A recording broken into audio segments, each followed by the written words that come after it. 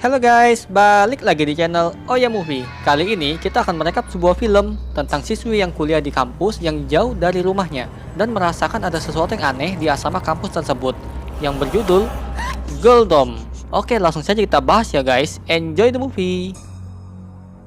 Cerita diawali dengan seorang mahasiswi yang bernama Lee Zhenxin yang berangkat menuju asrama Universitas Cheolam. Karena nilainya yang buruk, sehingga hanya kampus ini yang mau menerimanya. Dan juga jarak kampus dan rumahnya jauh, sehingga Zhenxin datang 2 hari lebih awal daripada siswi lainnya. Ibunya pun sangat khawatir dan menelponnya sepanjang perjalanan. Sesampainya di asrama, Zhenxin segera mengurus administrasi. Pengurus asrama ini sangat serius padanya. Lalu Zhenxin disuruh memilih kamar di lantai 2 atau 3. Dia pun memilih lantai 3 agar bisa belajar dengan tenang. Di lantai 3, koridor asrama tampak sunyi. Zhenxin segera masuk ke kamarnya.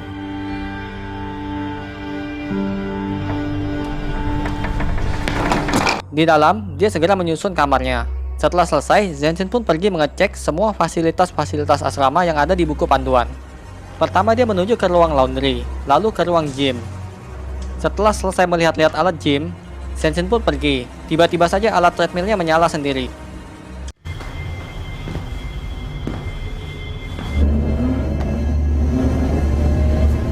Di kamar mandi, setelah Zhenxin cuci muka, tiba-tiba saja ada sosok bayangan yang muncul dari balik shower.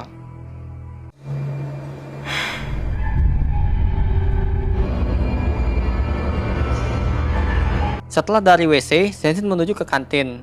Dia menanyakan makan malam pada ibu tua penjaga kantin. Ibu ini menjawab pertanyaan-pertanyaan Zhenxin dengan sangat sinis. Dia menjelaskan, jika kantin hanya buka saat kuliah dimulai, sedangkan untuk hari libur, hanya pagi saja. Zhenxin kembali ke kamarnya. Setelah menyusul jadwal harian, Zhenxin dikejutkan dengan beberapa serangga di mejanya, lalu tidak sengaja menginjaknya. Tiba-tiba dia mendengar ada suara di kamar sebelahnya. Zhenxin teringat jika seharusnya hanya dia yang ada di lantai 3. Saat sedang menguping, ibunya menelpon dan ingin mengiriminya parcel. Setelahnya Zhenxin pun melupakan kejadian ini. Keesokan hari di kampus, ternyata jadwal pertemuan mahasiswa baru belum juga diumumkan. Dosen menjawab pertanyaan Zhenxin dengan sinis juga, lalu memberikannya jaket kampus.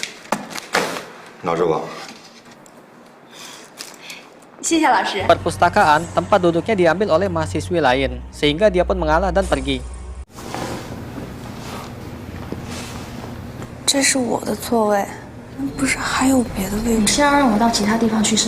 Saat melewati gedung penelitian radiologi, tiba-tiba saja pintunya terbuka sendiri lalu tertutup lagi setelah Zhenxin pergi.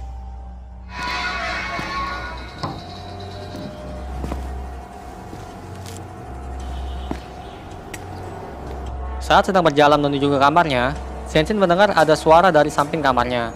Zhenxin yang penasaran segera mengecek kamar itu. Saat dia melihat ke kolong ranjang, tiba-tiba seorang perempuan keluar. Zhenxin yang panik pun segera berlari dan menjatuhkan HP-nya.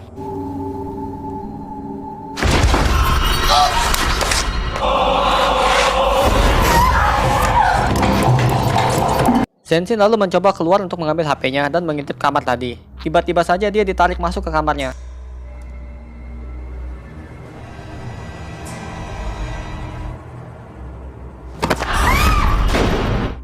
Ternyata sosok itu adalah perempuan bernama Zhang Youmei, jurusan fisioterapi semester 2.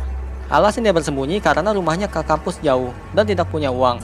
Dia diusir dari asrama karena ketahuan memasak dalam kamarnya.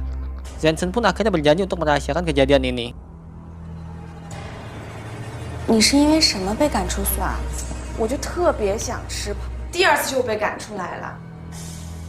Esok harinya di kelas, Zhenxin bingung karena setiap siswi membaca buku yang berbeda dari topik yang dibawakan oleh dosen.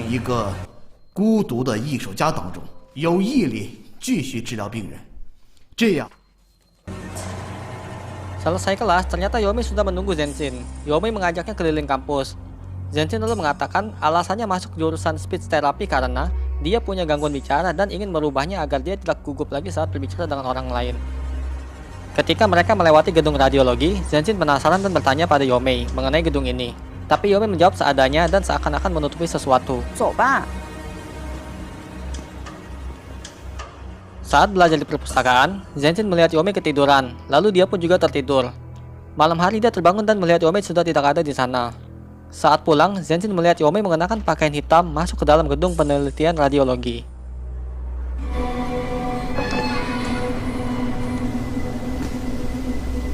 Zhenjin lalu mengikutinya hingga di sebuah ruangan dia melihat Yomei duduk tertunduk.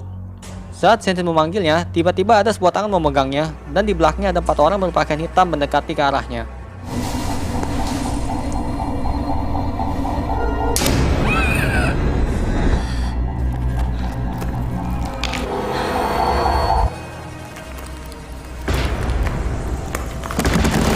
Zhenjin pun terbangun dari mimpi buruknya. Di kamar, Yomei menyuruhnya bersiap-siap untuk kelas pagi. Saat keluar, tiba-tiba mata Yomei berubah menjadi merah dan seperti kesurupan. Saat berjalan ke kamar mandi, Zhenjin melihat anak-anak di lantai atas menatapnya dengan sinis dan pergi. Di kampus, saat sedang asik bercanda dengan Yomei, mereka kembali melintasi gedung radiologi. Zhenjin menceritakan pada Yomei, kemarin dia bermimpi masuk ke dalam gedung ini. Karena penasaran, Zhenjin pun masuk kembali. 我昨天梦见这儿了。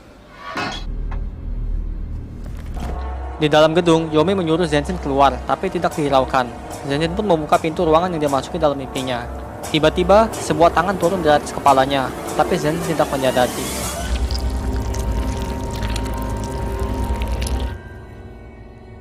Hari pun sudah gelap, Yomei tiba-tiba menghilang. Zhenjin pun kembali ke kamarnya. Dia mencoba menghubungi Yomei, tapi tidak ada jawaban sama sekali.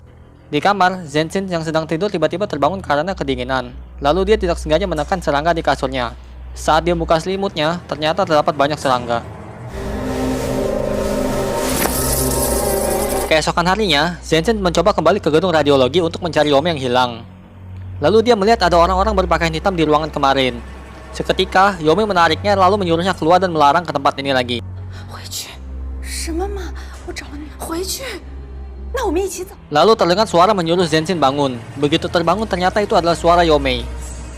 Zhenjin menceritakan mimpinya pada Yomei. Yomei sekali lagi melarang Zhenjin ke sana lagi walaupun itu hanya di mimpi.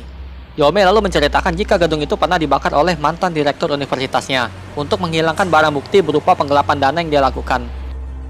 一切都没有了，到伤害，感到怨愤的人们里，都是些可怕的人。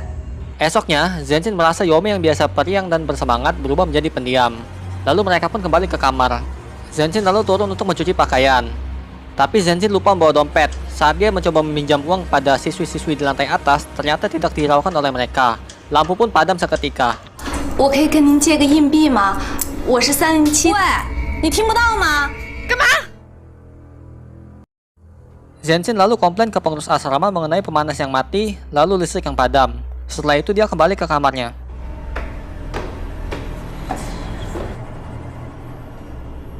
Di kamar, Yomei lalu mengatakan semua kebenarannya. Jika listrik, gas memang tidak dibayar. Kampus ini hanyalah kedok untuk mendapatkan uang. Mereka terus membangun kampus dan tidak mempedulikan pengelolaan kampusnya. Kampus bisa saja ditutup setiap saat, dan manajemen akan membawa uangnya kabur. Yomei juga menjelaskan perempuan-perempuan di lantai 4 itu bukanlah siswi, melainkan orang-orang dari luar negeri yang datang untuk mencari pekerjaan. Dan kampus inilah yang menyediakan akomodasinya. Transaksi visa ini merupakan salah satu bisnis gelap di kampus ini. Yomei lalu minta maaf karena tidak memberitahunya sejak awal. Karena mahasiswi di sini sama dengannya, mereka tidak bisa mengatakannya. Jika orang luar tahu, maka kampusnya akan ditutup lebih cepat dan mereka tidak bisa mendapatkan ijazah kelulusannya. Tidak lama setelah itu, Zhenjin pun tertidur. Yomei kembali ke gedung radiologi, tapi Zhenjin ternyata sadar dan mengikutinya. Setiba di dalam, Yomei terkejut karena Zhenjin ternyata mengikutinya juga. Tiba-tiba muncul orang-orang berpakaian hitam merayap di dinding dan mengejar mereka. 你来这里干嘛？那你为什么要来？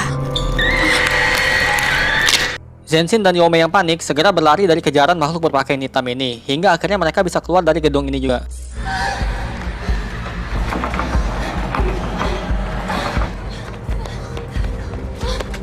Di luar, Yomei lalu menjelaskan jika orang-orang itu bukan manusia dan juga bukan hantu. Sejak semua catatan siswa hancur, banyak siswa yang menderita dan putus asa masuk ke kampus ini. Mereka di sini belajar dengan keras untuk mengambil gelar demi masa depan mereka. Tapi saat itu kampus sudah benar-benar kacau, hingga semua ijazah akhirnya terbakar. Jerih payah mereka pun hilang di telan api. Mereka lalu marah, dan orang-orang yang tersakiti semua berkumpul di sini. Yomei mengatakan semua yang dialami Zhenjin bukanlah mimpi, lalu menyuruhnya kembali ke kamar. Yomei bertekad untuk melindungi Zhenjin dan dia kembali ke gedung itu untuk membujuk mereka semua. 有我在，我心里也有怨，遗憾们会答应我的请求的。Di kamar, Zhenxin mendengar ada suara orang masuk ke dalam kamar sebelahnya. Lalu dia pun kepo dan mencoba ke sana. Lalu saat dia melihat ke bawah kolong ranjang, dia melihat ada seseorang berpakaian hitam. Zhenxin mengira itu adalah Yomei, tapi ternyata itulah siswa dengan muka dan badan yang terbakar. Wanita ini berdiri dan mendekati Zhenxin. Zhenxin pun teriak histeris dan pingsan.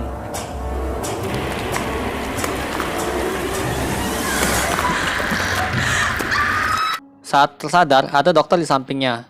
Dia menjelaskan ibunya meminta pihak kampus memberikan perhatian lebih pada Zhenxin karena dia memiliki gangguan kejiwaan dan autisme.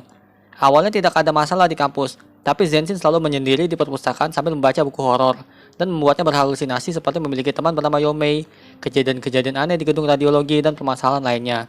Sehingga dosen dan siswi lainnya pun melaporkan ini ke pihak kampus. Setelah dokter menjelaskan dengan perlahan, akhirnya Zhenxin bisa menerimanya. Zhenxin pun kembali melanjutkan kehidupannya di kampus. Film pun berakhir. Sekian untuk video ini. Sebelum aku tutup, jika ada saran, masukan, dan kritik, langsung komen di bawah ya, agar channel ini bisa semakin baik lagi. Terima kasih.